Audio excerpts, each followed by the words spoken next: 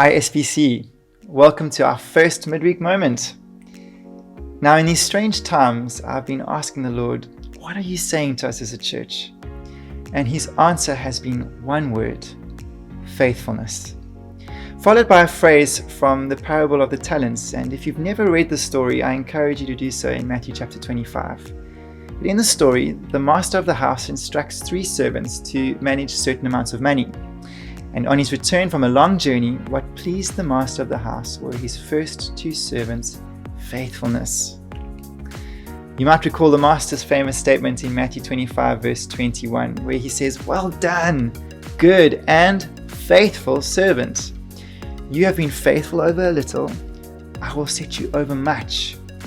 Enter into the joy of your master." Friends, our faithfulness brings God great joy. Now, what I love about faithfulness is that all it really is a daily decision to keep doing the simple things that matter to Jesus. And Jesus expressed these things in 3 great love commands. At SBC, we summarize them in 3 phrases, and I guarantee you it won't be the last time you'll hear them. But the first one is a call to faithfulness in loving up. Friends, now more than ever, let us be a people who are faithful in our worship, our daily times of prayer and reading of scripture. Now, you may have to be creative as to how you do this, but your greatest weapon in this season is your connect time with Jesus. We are not going to be able to stand if we don't prioritize our relationship with him. This season is going to call out personal leadership from each of us like never before.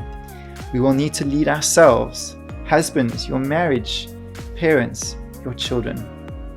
The external and familiar structures of church will not be around to be outsourced to. And this is going to be a great growth curve for all of us, and let's make the most of it. Secondly, a call to faithfulness in loving in. Church, we are only as strong as our love for each other.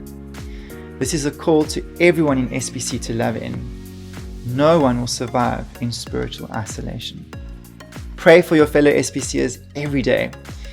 God will put people on your heart by bringing that person repeatedly to mind.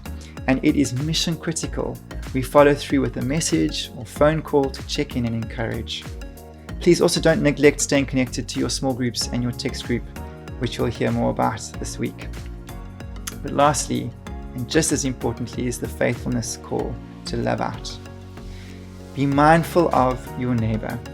Ask God each day who he wants you to be an encouragement or practical help to. Take the person who comes to mind seriously. Be bold and say you'll pray for them.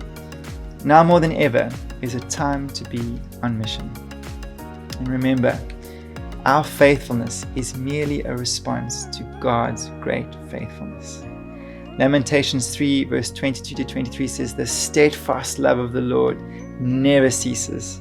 His mercies never come to an end. They are new every morning. Great is his faithfulness." We have a God who has got us in the palm of his hand, and he's never going to let us go. So let's stay strong in him.